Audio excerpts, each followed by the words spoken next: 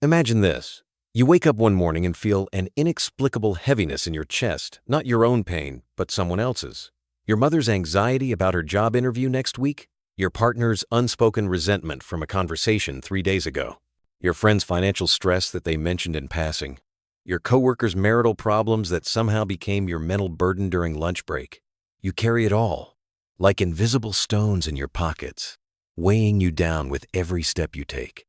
You tell yourself, this is empathy. This is love. This is what good people do. They feel for others. They carry the world's pain on their shoulders. They sacrifice their own peace for the sake of everyone around them. You've been praised for it your entire life. You're so understanding, they say. You're such a good listener. I don't know what I'd do without you. And so you continue, collecting their suffering like a magnet attracts metal, never questioning why you feel exhausted by noon, why your own dreams feel distant and foggy, why you've forgotten what it feels like to simply exist without the weight of someone else's emotional world pressing against your ribs. But what if everything you believed about this behavior was wrong? What if the very thing you've been told makes you noble this compulsion to absorb, fix, and carry the pain of others is actually the most sophisticated form of self-betrayal? What if your endless capacity for others' suffering isn't a gift, but a prison you've built around your own soul? What if every time you rush to heal someone else's wound, you're actually running from a deeper wound within yourself? One so terrifying that you'd rather drown in the ocean of others' problems than face the single drop of your own unhealed pain? Carl Jung, the Swiss psychiatrist who spent his life mapping the hidden territories of the human psyche, discovered something that will shatter your understanding of what it means to help, to love, and to be human. He found that those who feel compelled to carry others' emotional burdens are not the healers they believe themselves to be. They are the wounded operating from what he called the wounded healer complex, a psychological pattern where helping others becomes an elaborate escape from confronting their own inner darkness. You see, there's a paradox buried in the heart of human compassion that most people never recognize. The more you try to save others from their pain, the more you prevent them from growing. The more you absorb their suffering, the more you enable their weakness. The more you sacrifice yourself for their peace, the more you rob both of you of authentic transformation. You become addicted to being needed, and they become addicted to being saved, creating a toxic dance that masquerades as love but is actually mutual destruction. Think about it. When was the last time you sat in complete silence without feeling guilty that someone, somewhere, might need your help? When did you last make a decision based purely on what you wanted, not what others expected of you? When did you last feel your own emotions without them being contaminated by the emotional states of everyone in your vicinity? If these questions disturb you, if they make you feel selfish just for asking them, then you've already begun to glimpse the invisible cage you've constructed around your own existence. The most tragic part isn't that you're suffering, it's that you don't even know you're suffering. You've been so busy managing everyone else's internal weather that you've forgotten you have your own climate to tend to. You've become a stranger to yourself, operating from what Jung called an auxiliary ego, a false identity built not around who you truly are, but around who others need you to be. But here's where the story takes a radical turn. Jung discovered that when you finally stop carrying their pain, when you cease being everyone's emotional support system, when you reclaim the energy you've been pouring into others and redirect it toward your own inner work, everything changes. Not just for you, but for everyone around you. The people you thought you were helping suddenly find strength they never knew they had. The relationships you thought would crumble without your constant intervention either transform into something real and reciprocal, or they dissolve, revealing they were never genuine connections to begin with. The question that will haunt you as we journey deeper into this psychological labyrinth is this: are you brave enough to stop being everyone's savior and start being yourself? Because once you understand what Jung really discovered about the psychology of carrying others' pain, you'll realize that the person who needs saving most isn't them, it's you. But before we descend into the depths of this revelation, I need you to do something that might feel uncomfortable. Stay with me until the very end of this exploration. What I'm about to reveal will challenge everything you believe about love, sacrifice, and your role in other people's lives. By the end, you'll discover a truth so profound that it will either liberate you completely or force you to confront the most painful realization about yourself. Either way, your life will never be the same. The person you are when this ends will be fundamentally different from the person you are right now. Are you ready for that kind of transformation? The compulsion to carry others' pain doesn't emerge from nowhere. It's born from a psychological wound so deep that most people spend their entire lives running from it without ever knowing they're running. Jung discovered that this pattern begins in childhood, in homes where emotional chaos reigns and survival depends not on being seen or heard, but on becoming invisible while simultaneously becoming indispensable. Picture a child, perhaps you were that child growing up in an environment where the adults are drowning in their own unresolved traumas. The mother who never learned to regulate her anxiety, so it spills over every conversation like poison. The father who carries his rage like a loaded weapon, ready to discharge at the smallest provocation. The household where emotions are either explosive or frozen, never healthy, never balanced, never safe. In this psychological minefield, the child learns something that will haunt them for decades. Their value is measured not by who they are, but by how well they can manage everyone else's emotional instability. This is where Jung's concept of the auxiliary ego takes root, a false identity that forms not around the child's authentic self, but around their ability to be what others need them to be. The child becomes a human thermostat, constantly monitoring the emotional temperature of their environment, adjusting their own behavior to prevent the next explosion, the next breakdown, the next crisis. They develop what Jung called pathological psychic permeability, an inability to distinguish between their own emotions and the emotions of others. But here's where the psychology becomes truly sinister. This adaptation, which begins as a survival mechanism, transforms into an addiction. The child grows up believing that their worth is directly proportional to how much they can carry for others. They mistake being needed for being loved. They confuse emotional fusion with intimacy. They develop what philosophers like Schopenhauer recognized as one of the most dangerous forms of self-deception, the belief that their suffering has meaning because it serves others. Nietzsche, in his brutal honesty about human nature, would have recognized this pattern as what he called slave morality, the psychological tendency to find identity in victimhood and self-sacrifice rather than in strength and self-assertion. The person trapped in this pattern doesn't realize they've become addicted to their own martyrdom, that they've built their entire sense of self around being the one who suffers so others don't have to. Jung understood that this isn't compassion, it's unconscious manipulation. When you consistently absorb others' pain, you're not helping them grow. You're enabling their emotional immaturity while feeding your own need to be indispensable. You create what he called psychic codependence, where both parties remain stuck in a state of psychological infancy. The helper needs to be needed to feel valuable, and the helped needs to remain fragile to keep the helper engaged. This dynamic is reinforced by a culture that romanticizes self-sacrifice and pathologizes healthy boundaries.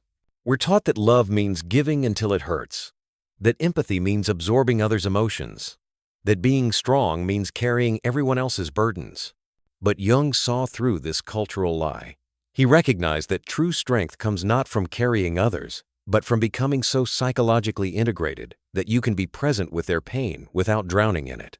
The most devastating part of this pattern is that it prevents the very thing it claims to promote: genuine healing. When you rush to cushion every fall, when you absorb every tear, when you carry every burden, you rob others of the opportunity to develop their own inner resources. You keep them emotionally dependent while convincing yourself you're being loving. You prevent their growth while stunting your own. This is the hidden tragedy of the wounded healer. In trying to save everyone else, they ensure that no one, including themselves, ever truly heals.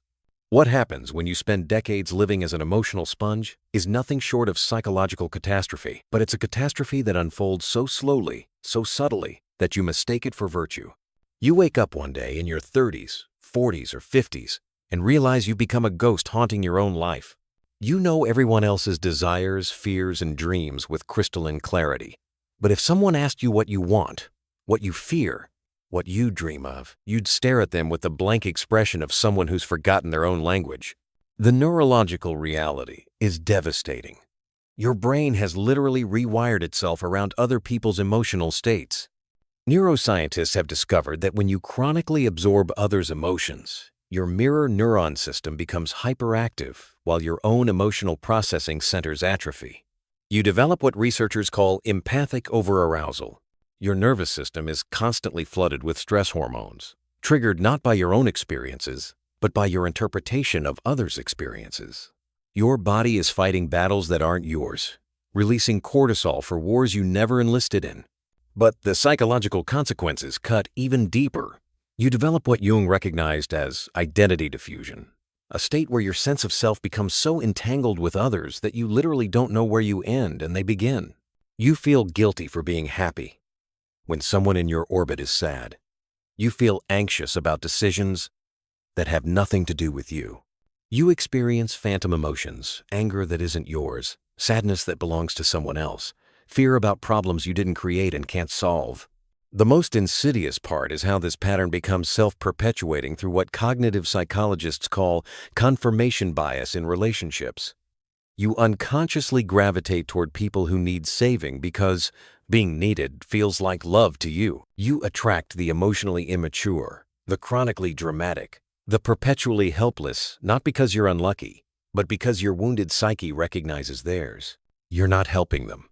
You're enabling their dysfunction because their dysfunction validates your false identity as a savior. Meanwhile, healthy, emotionally mature people feel exhausted by your intensity. They sense that you're not really present with them. You're scanning for problems to solve, pain to absorb, crises to manage. They can't relax around you because you can't relax around yourself.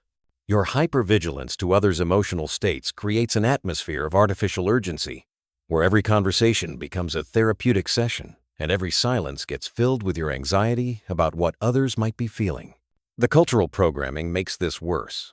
We live in a society that has confused emotional boundaries with selfishness, that has pathologized the word no, that treats people pleasing as a virtue, instead of recognizing it as a form of self-abandonment. Social media amplifies this by creating endless opportunities to perform your empathy, to broadcast your caring, to compete in the Olympics of emotional labor. You're rewarded for being there for everyone, while slowly dying inside from the weight of carrying burdens that were never yours to carry. But perhaps the most tragic consequence is what happens to your relationships. They become transactions instead of connections. People don't love you, they use you. They don't see you. They see a service you provide, and you mistake being indispensable for being beloved, not realizing that true love requires two whole people choosing each other, not one person carrying the other through life. Your romantic relationships become particularly distorted. You either attract partners who want a parent instead of a partner, or you exhaust healthy partners with your compulsive need to fix, heal, and manage their emotional experience. You can't simply enjoy someone's company because you're always monitoring their mood, anticipating their needs, trying to prevent their discomfort. Love becomes work, and work becomes your identity. The ultimate consequence is existential. You reach the end of your life having lived everyone else's story but your own. You've been so busy being what others needed that you never discovered who you actually are.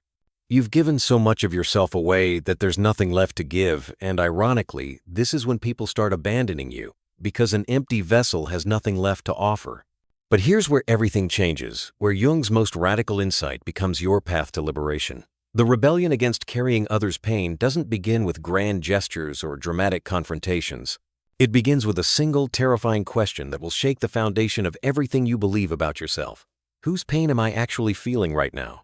This question is revolutionary because it forces you to confront the possibility that much of what you experience as your own emotional reality is actually borrowed suffering. Jung called this process conscious differentiation, the ability to separate your authentic inner experience from the emotional debris you've been collecting from others.